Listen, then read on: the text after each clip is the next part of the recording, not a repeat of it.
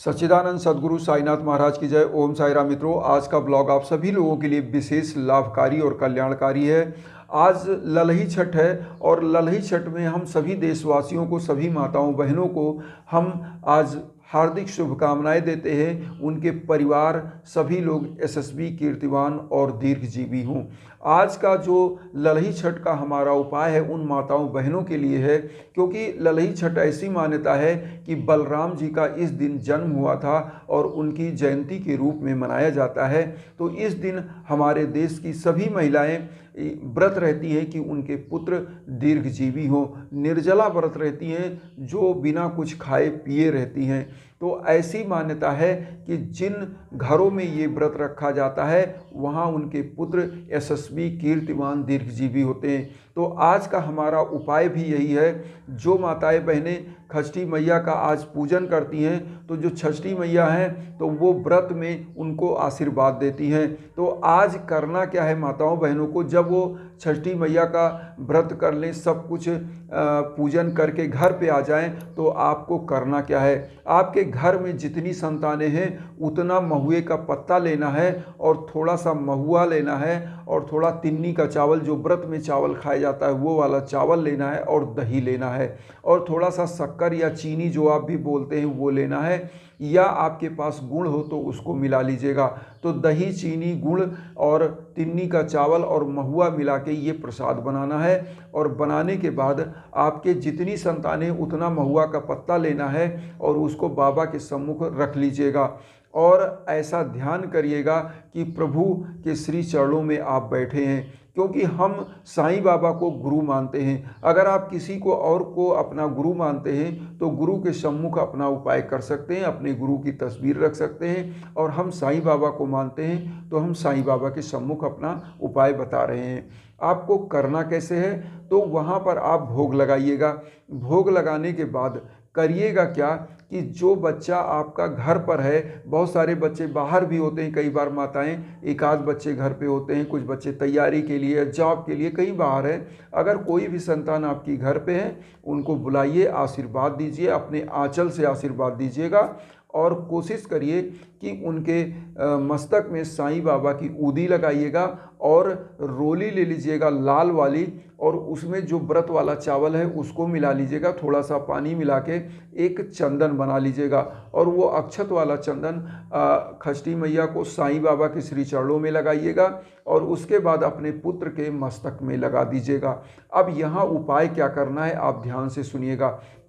ये उपाय जो भोग आप लगाएंगे, महुआ, दही और चीनी मिला करके महुए के पत्ते पर, उससे पहले आपको करना क्या है, एक मंत्र का जाप करना है। इस मंत्र के जाप करने से आपका बच्चा तेजस्वी, ओजस्वी और कीर्तिवान होगा।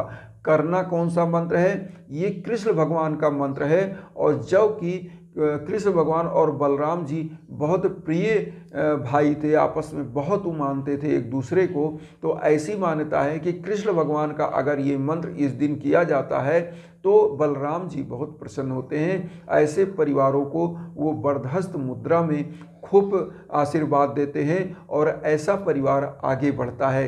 तो करना क्या है, आपको मंत्र, वो मंत्र हम बता रहे हैं जो आपकी स्क्रीन पर भी हम दे रहे हैं और मंत्र भी बता रहे हैं। मंत्र है कृष्ण कृष्ण महाकृष्ण सर्वज्ञतमं प्रसिद्ध में रमा रमण विदेश विद्यामास प्रयक्ष में। इस मंत्र का जाप करने से आपका पुत्र पढ़ाई लिखाई के क्षेत्र में, जॉब के क्षेत्र में, हर जगह, सर्व जगह, सभी जगह उसकी कीर्ति पताका वैभव फैलती है और वो हमेशा ओजस्वी, तेजस्वी बनता है और हर क्षेत्र में विजयी होता है। क्योंकि ऐसी मान्यता है, ये जो मंत्र है कृष्ण कृष्ण महाकृष्ण सर्वज्ञतमं प्रसिद्ध में रमा रमण विदेश विद्यामास प्रयक्ष में, ऐसी मान्यता है कि ऐसा पुत्र, जो माताएं अपने पुत्र के लिए ये उपाय करती हैं, इस मंत्र का जाप करती हैं, उनका पुत्र हर विद्या में प्रवीण होता है। मतलब बिजनेस के क्षेत्र में होगा तो बिजनेस में अग्रगणी होगा, अगर वो नौकरी के क्षेत्र में होगा तो नौकरी के क्षेत्र में अग्रगणी होगा, अगर वो घर परिवार में है तो एक बहुत ही अच्छा संस्कारी और सामाजिक व्यक्ति होगा, उसका समाज में नाम, सम्मान और प्रतिष्ठा होगा। तो ऐसी मान्यता है, इस उपाय को करने मात्र से आपके घर में हर चीज़ सुखी संपन्नता के साथ संपन्न होता है। और एक चीज़ और आप जान लीजिए कि जिसका पुत्र सफल हो जाता है, जिन माँ बाप का पुत्र सफल होता है, पुत्रियाँ सफल होती हैं, उस माँ बाप का कलेजा हमेशा फूला रहता है, हमेशा वो खुश रहता है, प्रसन्न रहता है। और जिनके बच्चे असफल होते हैं वो माँ बाप हमेशा खिन्न रहते हैं, मन में हमेशा एक मलिनता रहती है, कष्ट रहता है, दुख रहता है।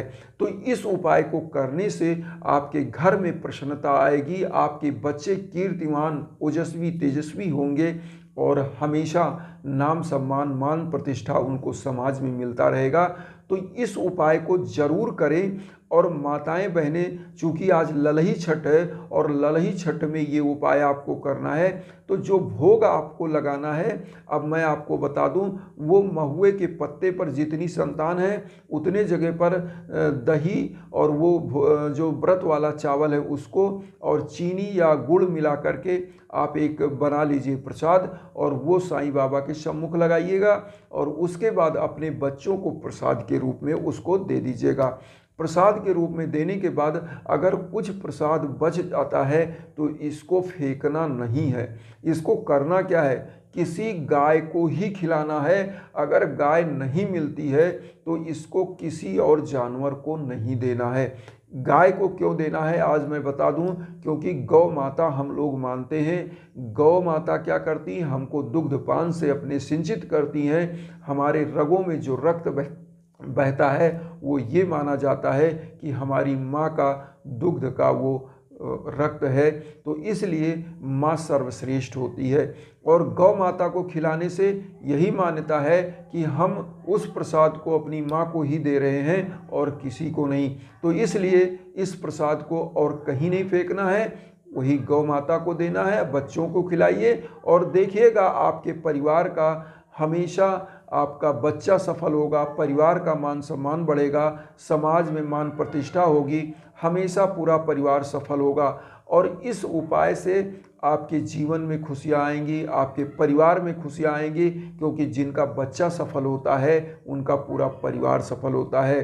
तो आज मित्रों मैं आप सभी लोगों से एक आह्वान करूंगा, जो वसुधैव कुटुंबकम की भावना हम लेकर चल रहे हैं उसमें आपका सामंजस्य, आपका सहयोग बहुत ज़रूरी है। आप चैनल को सब्सक्राइब करिएगा और इस वीडियो को उन साईं भक्तों तक ज़रूर शेयर करिएगा जो किन्हीं कारणों से कष्ट में हैं, दुख में हैं। तो उनको शेयर ज़रूर करें, क्योंकि उनको शेयर करने से आपको भी आशीर्वाद मिलता है, हमें भी आशीर्वाद मिलता है और हम लोगों का जीवन हमेशा चमत्कृत होता है और धन्य धन्य होता है। क्योंकि दूसरों के लिए जीना अच्छी बात है, अपने लिए तो जानवर भी जीते हैं। इसी के साथ ओम साई राम।